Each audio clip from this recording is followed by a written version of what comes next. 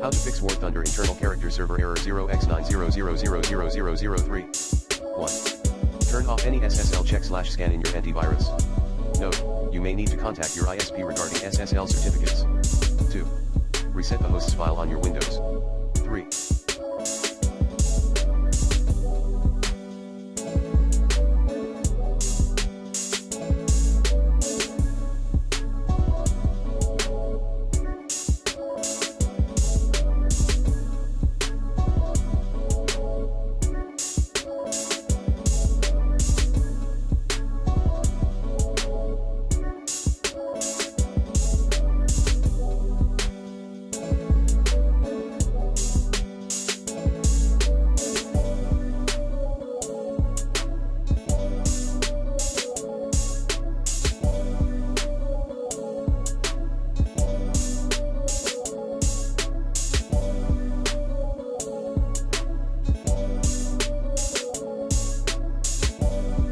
Disable your Windows firewall. 4.